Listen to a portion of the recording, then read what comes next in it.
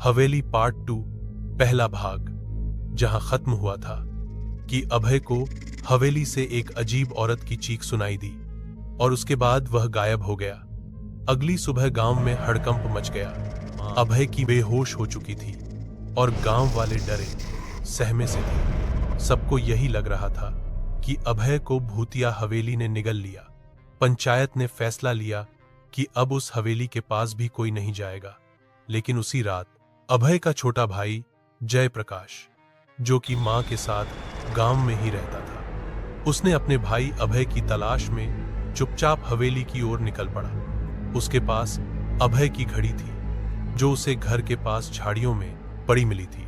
मगर टूटी हुई हवेली के अंदर घुसते ही जयप्रकाश को दीवारों पर खून के छींटे दिखे और एक कमरे से तेज रोशनी आती दिखाई दी।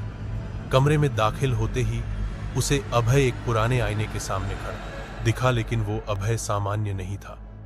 उसकी आंखें सफेद थीं और चेहरा बिल्कुल भावशून्य। जयप्रकाश ने चिल्लाकर कहा, अभय, ये क्या हो गया है तुझे? लेकिन अभय ने जवाब नहीं दिया, बल्कि धीरे धीरे उसकी तरफ बढ़ने लगा।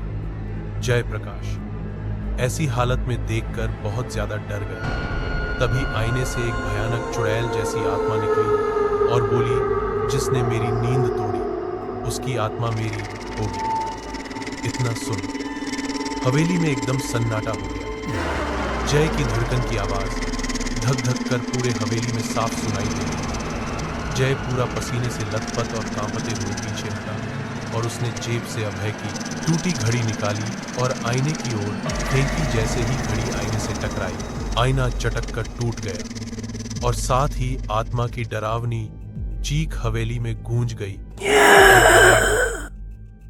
अगले ही पल अभय बेहोश होकर जमीन पर गिर पड़ा। सुबह गांव वाले हवेली पहुंचे तो देखा अभय और जय दोनों भाई बाहर पड़े थे। लेकिन जिंदा अभय को जब होश आया, उसने बताया कि वो कई दिनों तक खुद को एक अंधेरे कमरे में कैद महसूस कर रहा था। वहां एक औरत हर रात रोती थी, लेकिन घड़ी टूटने के बाद उसकी कैद से मुक्ति मिल गई। गांव वाले मानने लगे कि आत्मा अब चली गई है। लेकिन रात में हवेली के एक कमरे की खिड़की से फिर वही चेहरा झांकता दिखाई दिया, सफेद आंखों वाला कोई और बही चीख। इसका पार्ट 3 देखने के लिए हमारे YouTube चैनल कहानी बाला 2 ओ को सब्सक्राइब करें, लाइक और कमेंट करें और बताएं कि आपको कहानी कैसी लगी। बस आप लोगों का प्यार और सपोर्ट चाहिए ताकि ऐसी ही वीडियो और बनाए।